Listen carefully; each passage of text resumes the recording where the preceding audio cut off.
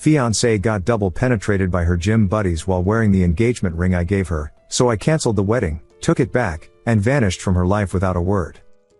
I'm a 29-year-old mining engineer. FIFO life, 2 weeks on site, 1 week off. The money's incredible if you're smart with it. I've got 2 investment properties in Perth, another in Fremantle, and enough saved to retire by 40 if I wanted. I don't flash it around though. Never saw the point. Met Sienna 3 years ago at a mate's barbecue in Cottesloe. She was 24, working as a pharmaceutical sales rep, trying to build her Instagram following on the side. She had maybe 3,000 followers when we met, always posting workout videos and sponsored supplement posts. I didn't care about that SHT, but she was beautiful, funny, and seemed genuine. First woman I dated who actually understood the FIFO lifestyle and didn't complain about me being away. We moved fast. She moved into my place in Subiaco after 6 months. I taught her about property investment, helped her save her first deposit. She taught me to relax more, enjoy the money I was earning instead of just accumulating it. I thought we balanced each other out. I proposed last December. Took her to Rottnest Island, did it at sunset near the lighthouse. Private photographer and everything, she got her Instagram content, I got to see her genuinely happy. The ring cost me $15,000. Custom designed with a rare pink diamond from the Argyle mine before it closed. She cried, said yes, posted about it for weeks. Called it her forever rock. Wedding was set for next month. November wedding at a winery in Margaret River. Small, expensive, exactly what she wanted. She handled most of the planning while I was on site. I just transferred money when she needed it. Her hen's weekend was last weekend. Gold Coast with 8 of her girls. I was on site in the Pilbara, halfway through my swing. She texted me constantly the first night, photos from dinner, videos from some male strip show, telling me she missed me and couldn't wait to be my wife. Saturday night, the messages stopped. Figured they were out late. Didn't think much of it. Sunday morning, 5 a.m., I'm getting ready for pre-start when I see Talia's Instagram story. Talia's her best friend since high school, maid of honor. Always thought she was trash, those fake lips, constantly starting drama, the type who films everything for content. The story was locked to close friends only. Sienna must have mentioned I don't use Instagram much, probably figured I wouldn't see it. But I follow Talia because Sienna asked me to support her friends' accounts. The video was 47 seconds long. It was clearly filmed in a hotel room. You could see the Q1 building through the window. Talia's drunk voice narrating, when the bride-to-be says one last adventure before lockdown. Camera panning to the bed. Sienna. On all fours. Damon behind her, her F-45 trainer, the one she swore was just really good at his job. Rory in front, some guy from her gym she introduced me to once, said he was basically gay, don't worry babe. Both of them. At the same time. Her engagement ring catching the light as she gripped the sheets. The worst part wasn't even the act. It was her face. She was loving it. Looking directly at the camera at one point, laughing. Not drunk sloppy. Focused. Enthusiastic. Athletic, even. Talia zooming in on the ring, still wearing it. Loyalty queen. Other girls laughing in the background. Someone saying Callum could never compete with that combo. I watched it 3 times. Screen recorded it. Sat in my donga for an hour before pre-start, just thinking. I didn't throw my phone. Didn't punch anything. Didn't even feel that burning rage you'd expect. It was more like clarity. Like when you're troubleshooting equipment failure and suddenly see exactly where the system broke. I went to work. Operated an excavator for 12 hours. Talked SHT with the boys at Smoko. Ate dinner in the mess. Nobody knew anything was different. But I was already planning. See, here's what Sienna never understood about me. I'm not emotional. I'm systematic. Every problem has a solution. Every action has an optimal reaction. And I had 4 days left on site to plan mine. I started with logistics. The wedding venue in Margaret River, I'd paid the deposit, $8,000. The full payment of $27,000 was due next week. I emailed them about a family emergency requiring postponement. They were sympathetic, offered to hold our deposit for a future date. The catering company in Perth, full refund available with 30 days notice. Sent that email too. The Bali honeymoon, 2 weeks at a private villa in Ubud. Flexible booking through my MX Platinum. Postponed indefinitely, no cancellation needed. The photographer, the flowers, the DJ, All handled with quick emails citing unexpected family circumstances. Then I thought about the ring. She loved that ring more than anything. Posted it constantly. Her followers always commenting on it. It was her trophy, her proof that she'd won, landed a guy with money who'd commit. I texted her Wednesday, "Hey babe, been thinking about the wedding. Want to get the ring professionally cleaned and serviced before the big day. The jeweler in Perth can do the pink diamond treatment while I'm back. Can you leave it on the kitchen counter? I'll grab it when I fly in Friday." Her response, "Of course baby. That's so thoughtful. Can't wait to see you Friday. Last weekend was fun but missed you so much. Girls are jealous of how good you are to me." I wanted to throw my phone into the crusher. Instead, I replied, "Love you too. See you soon." Friday came. Flew back to Perth at 6 a.m.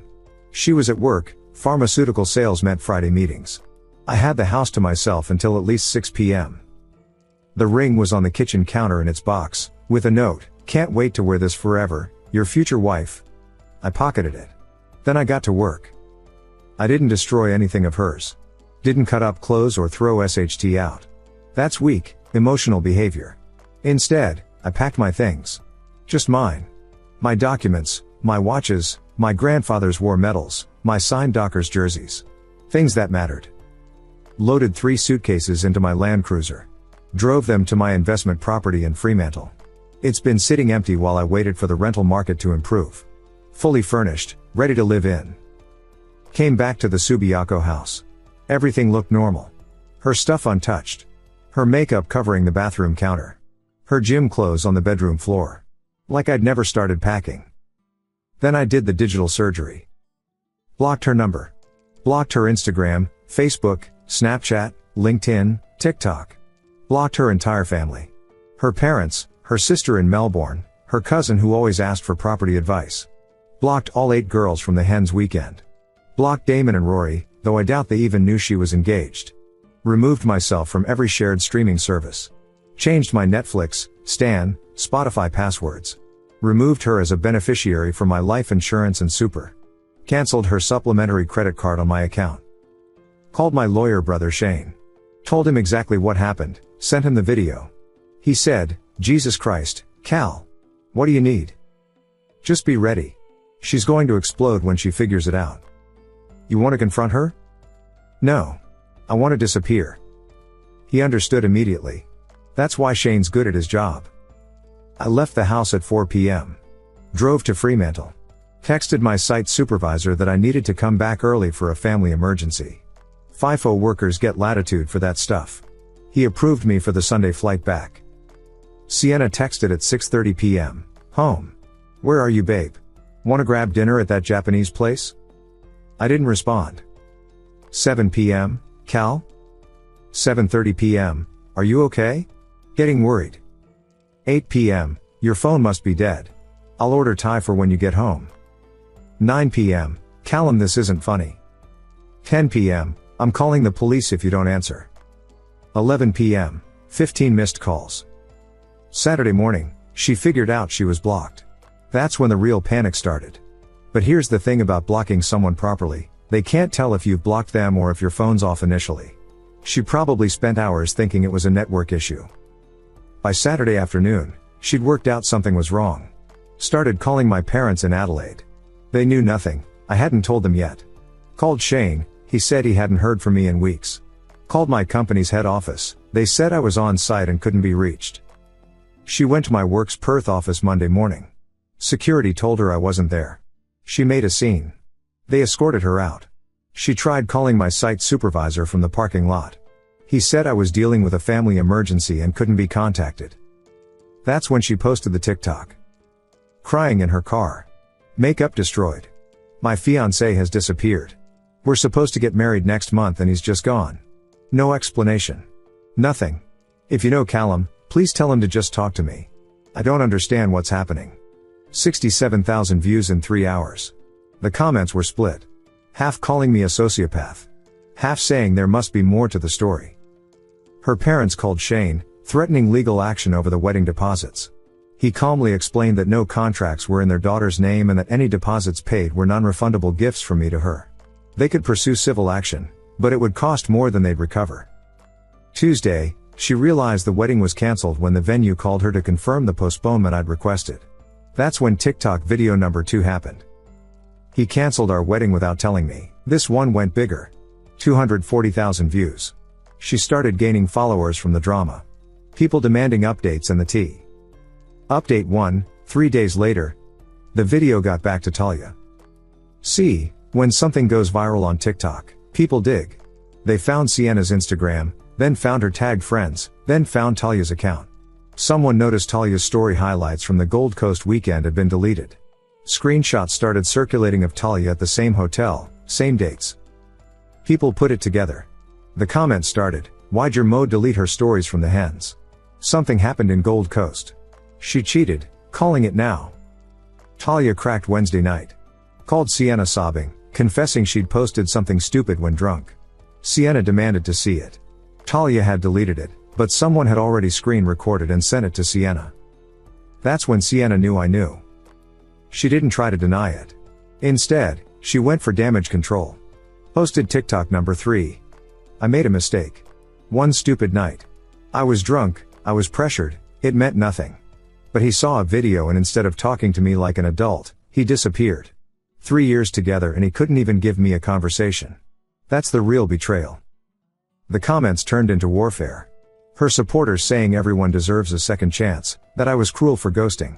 Others pointing out she got railed by 2 guys while wearing her engagement ring.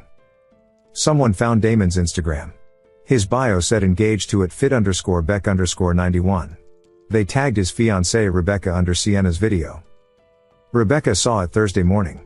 By lunch, she'd burned all Damon's workout gear in a bonfire on Instagram Live, tagged F45, and told his entire client list he was a cheating piece of SHT who F's taken women. F45 fired him that afternoon. Rory's girlfriend found out the same way. She didn't go public. Just quietly kicked him out of their apartment and told his entire rugby club why. He got benched indefinitely for conduct detrimental to the team's reputation. Meanwhile, I was back on site. 12-hour shifts. No phone reception in the pit. Perfect isolation. The boys knew something was up but didn't push. That's the thing about FIFO crews, everyone's running from something. Gav finally asked Thursday night over dinner, "You good, mate?" "Yeah. Just handling some SHT. Need anything?" "Nah. It's sorted." And it was. Every time I felt that anger creeping in, I'd think about her face when she realizes the ring's gone forever. When she understands I saw everything and chose to say nothing. When she figures out silence is the cruelest response to betrayal. Shane called me on the satellite phone Friday morning. "She's getting desperate, Cal." Showed up at Mom and Dad's. "What did they do?" "Dad told her to get off his property. Mom cried but didn't let her in. I've got everything documented if you need a restraining order." "Not yet. Let her burn herself out." She's destroyed on social media. Lost about 4,000 followers after people found out what she did. "Good. You sure you don't want to say anything? Just tell her it's over?" "She knows it's over. She worked that out when I blocked her. What she wants is an explanation, a fight, some drama to make herself the victim. I'm not giving her that satisfaction." Cold as ice, brother. "No. Just done." Update 2, 1 week later. The pharmaceutical company fired her. Turns out when you go viral for being a cheater, then your F45 trainer side piece gets publicly exposed and tags your company in the drama, HR takes notice. They called it conduct incompatible with company values and damage to corporate reputation. She posted TikTok number 4 from her car, completely breaking down. "I've lost everything. My fiancé, my job, my life. Over one mistake. One mistake." The video hit 1.2 million views. Here's what people didn't know. I was friends with one of her regional managers, Brad. We'd met at a corporate golf day she'd dragged me to. He called me Sunday night on the sat phone. "Mate, I had to let her go." The video went around the entire company. Doctors were asking if that was our rep. She became a liability. "I didn't ask you to fire her." "I know. But between you and me? She was already on thin ice. Coming in late, missing client meetings. This was just the excuse we needed. Cheers for letting me know. You doing all right?" "Never better." And I meant it. The clarity was incredible. No more wedding planning stress. No more pretending to care about her Instagram engagement. No more listening to her complain about other girls at the gym while effing 2 guys from that same gym. She started showing up at my parents' house in Adelaide. Dad called me Monday. She flew here. Cal showed up at the door crying. What did you tell her? Nothing. Your mother wanted to let her explain, but I said if she steps on our property again, I'll call the police. Thanks, Dad. You sure you handled this right? Did you see the video? Shane showed me. Effing HL, son. Then yeah, I handled it right. Your mother thinks you should at least tell her it's over formally. She wore my ring while 2 guys ran through her. She knows it's over. Tuesday, she tried a new approach. Started messaging my mates, the ones she could still contact. Telling them her side. She was drunk, it was a mistake, she was pressured by the girls, she didn't even remember it happening. Most of them blocked her immediately. But my mate Aaron called me Wednesday.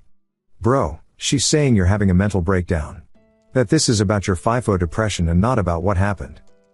What do you think? I think she's desperate. But just so you know, she's trying to flip the narrative. Let her. Anyone who believes her was never my friend anyway. She was hemorrhaging followers daily. Down to maybe 8,000 from her peak of 15,000. The sponsorship deals dried up. The protein powder company dropped her. The activewear brand pulled their affiliate code. Thursday, she did something I didn't expect. She went to the jeweler. The place where I bought the ring. Walked in demanding to know if I'd brought it in for cleaning. The owner called me immediately. Mr. Callum, your ex-fiancée is here asking about a ring? I'm not a customer anymore. Don't know what she's talking about. Understood, sir. I'll handle it. He told her he couldn't discuss any customer information. She made a scene. Security removed her.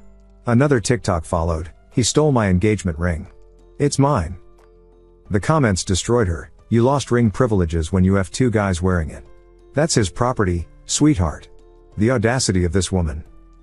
Her parents threatened Shane with theft charges. He sent them one message. The ring was a conditional gift contingent on marriage. No marriage, no ring. Google engagement ring law Australia. Stop contacting my client. They stopped. Update 3, 2 weeks later. She found out where I was staying. I don't know how. Maybe she hired someone. Maybe she figured out I'd moved to one of my investment properties. But Sunday morning, my weekend off, she was at my door in Fremantle. I watched her through the security camera. She looked rough. Hair unwashed, no makeup, wearing the same Lululemon set I'd bought her last Christmas. She knocked for 20 minutes. Cal, please. I know you're in there. Your car's here. Just talk to me. 5 minutes. Please. I made myself breakfast. Watched the Formula 1. She kept knocking. I'm not leaving until you talk to me. I'll stay here all day. I called the police.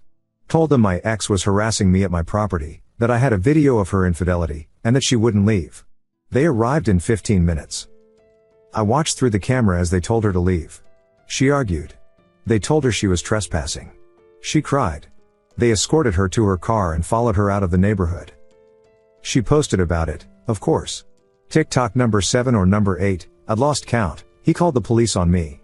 For wanting to talk. Someone in the comments posted the screen recording of her Gold Coast video. Every time she deleted it, someone else posted it. The internet doesn't forget. Monday, her mother called Shane. Different approach this time. Crying, begging. Their daughter was still. She needed closure. Could he just pass on a message? Shane called me. Your call, mate. I can tell her to F off. What's the message? She wants you to know she's sorry. That she loves you. That she'll do anything to fix this. Tell her mother I got the message. Nothing else. That's it? That's it. The call stopped after that. But the TikToks didn't. She started posting old videos of us. Happy moments. Our engagement. Trips we took. Trying to show what we had before I abandoned her. The comments were brutal. He didn't abandon you, you cheated. Imagine posting this thinking you're the victim. The delusion is real. Her follower count dropped to 5,000. Damon's fiancée Rebecca reached out to me on LinkedIn, of all places. Said she wanted to thank me for exposing him, even though I didn't do it directly. Told me Sienna had been effing him for months. Every Tuesday and Thursday when I was on site, they'd meet after training.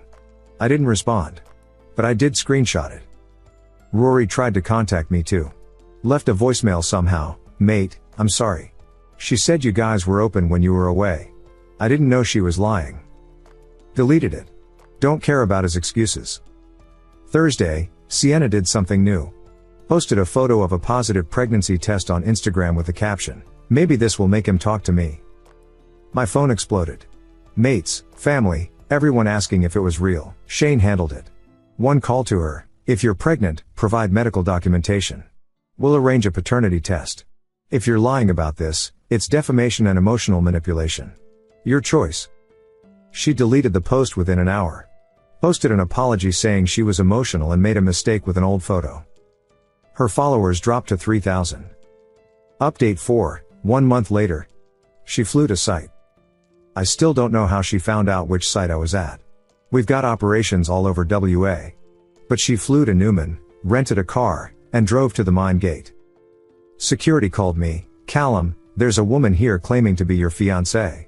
Says it's a family emergency." I don't have a fiancé. Don't let her in. Copy that. She sat at the gate for 6 hours. In 40-degree heat. Security had to call the police again. They drove her back to Newman, made sure she got on a flight to Perth. That video went differently. No crying. Just pure rage. He's a coward. A effing coward who can't face me. The comments turned, "This is harassment now. Leave the man alone. This is getting concerning." She lost her apartment. Without a job, she couldn't afford the rent in Subiaco. Had to move back with her parents in Sydney. Posted about it like she was the victim of some tragedy. Her sister called Shane, "You've ruined her life." She ruined her own life. I just didn't stick around to watch. She made one mistake. Getting railed by 2 guys while wearing my client's ring isn't a mistake. It's a choice. Multiple choices, actually. You're heartless. No, we're just done here. Meanwhile, I was thriving. Picked up extra shifts. The money was insane with all the overtime. Started looking at a commercial property in Perth CBD. The boys on site knew the whole story now. Someone had found the TikToks. They thought it was effing legendary. Most blokes would have gone psycho, Geff said over beers one night. You just evaporated. What's the point of going psycho? Changes nothing. Yeah, but don't you want to tell her what a CNT she is? She knows. Every morning when she wakes up in her parents' house, unemployed, with 2,000 followers, she knows. The wedding date came and went. November 15th. She posted a photo from 3 years ago, us at that barbecue where we met. Today should have been our wedding day. I'll never understand how someone can throw away 3 years without a word. Someone commented the Gold Coast video again. She turned off comments. Her follower count dropped to 1,500. All the engagement pods and purchased followers had abandoned ship. Update 5, 3 months later. I sold the ring.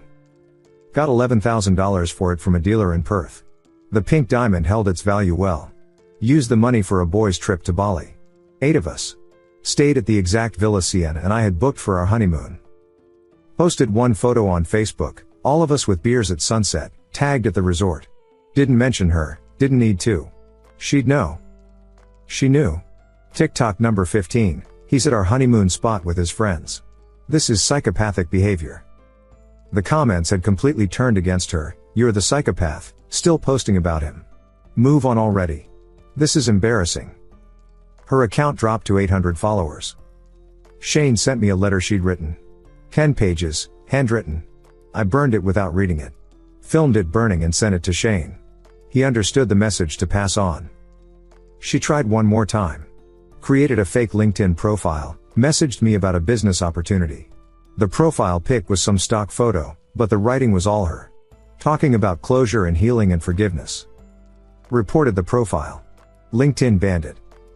Then, silence. For the first time in 3 months, nothing. No posts, no messages through third parties, no showing up at places. Just nothing. I bought another investment property. A nice 2-bedroom in Scarborough, right near the beach. The kind of place she'd always wanted us to buy together. Paid cash with my site money and what I'd saved from the cancelled wedding. Started seeing someone casually. Emma, a geologist from site. No social media, no drama, just easy conversation and good sex. Exactly what I needed. One of my mates ran into Sienna in Sydney last week. She was working at a vitamin shop in a mall. Living with her parents. No ring, obviously. Looking rough as F, according to him. She asked about me. He said he didn't know me anymore. She started crying in the middle of Westfield. He walked away. Her Instagram's been deactivated. TikTok too. Complete digital SCD. Final update, 6 months later. I'm writing this from my apartment in Scarborough. Just watched the sunset from my balcony. Life's good. Better than good, actually. The properties are all performing well. The Perth market's heating up.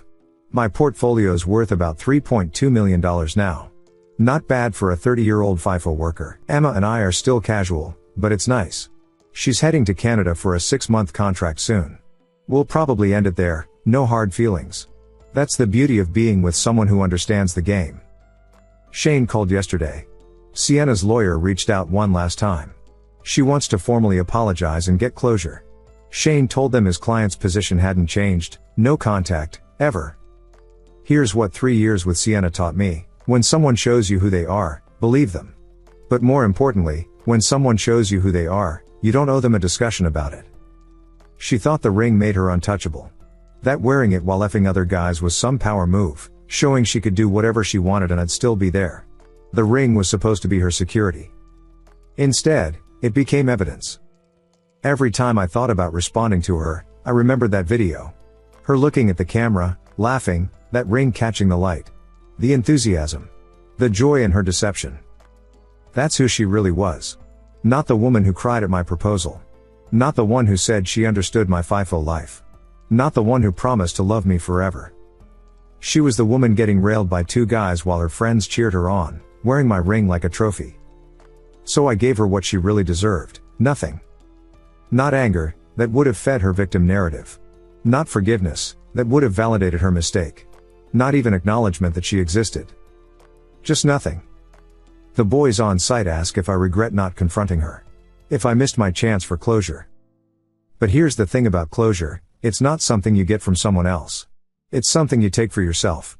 I took mine the moment I blocked her number and drove to Fremantle. She wanted a conversation because she wanted to control the narrative. To explain, to justify, to minimize what she did. Maybe make me the bad guy for not fighting for us. Instead, she got to explain to everyone why her fiancé vanished. Got to watch her life implode in real time on social media. Got to feel what real consequences look like. The last I heard, she moved to Brisbane. Fresh start, apparently. Good luck to whoever she tricks next. Though I doubt she'll find another FIFO worker dumb enough to put a $15,000 ring on her finger. Shane asked if I ever loved her. Yeah, I did. Loved who I thought she was. But that person never existed. She was just better at pretending than I was at seeing through it. The wedding would have been last month. November 15th. I was on site, pulling a double shift. Made $3,800 that day after penalties. Used it to buy another Rolex, something that actually holds its value. People message me occasionally, saying they saw the whole thing play out on TikTok. Calling me a legend for how I handled it. I don't respond to those either. I'm not a legend. I'm just a guy who refused to play a stupid game. The ring's probably on someone else's finger now. Hope they have better luck with it than Sienna did. Though given what that ring witnessed, I'd say it's cursed. She'll read this eventually. She always finds out what I'm doing somehow. So Sienna, if you're reading this, know one thing. You didn't lose me because of one mistake. You lost me because of who you are. The Gold Coast just revealed it. And every day you spent trying to get me to talk was another day you proved I made the right choice. I don't hate you. That would require caring. I nothing you. You're a lesson learned, a bullet dodged, a 3-year investment that didn't pay off. It happens. But that ring? That was mine. Bought with my money, given conditionally, taken back legally. Every time you think about it, remember, you wore it while betraying me, and now it's gone forever. Just like I am. Anyway, I've got a flight to catch. Back to site tomorrow. Another swing, another 40 grand. The boys want to hear about the Bali trip. Life goes on. Without you. Edit, since people keep asking. Yes, this is real. I don't give a F if you believe it or not. No, I don't feel bad about her losing her job. Actions have consequences. The video exists. No, I'm not sharing it. I'm not a complete prick. To the people saying I should have been a man and confronted her, I was being a man. A man who respects himself enough to walk away from trash. For those asking about the legal stuff, WA law is clear on engagement rings. Conditional gift. No marriage equals ring returns to purchaser. Yes, I'm in therapy. Started 2 months ago. Not because of her, but because FIFO life F's with your head. Best decision I've made. To everyone sharing their similar stories, you deserved better. We all did. And to the person who messaged saying they're Sienna's new boyfriend, good luck, mate. You'll need it. I'm done with updates. This chapter's closed. Time to write a better one. Peace out. Thank you so much for watching until the end. If you really like our videos, please don't forget to like, share, and subscribe. Have a great day.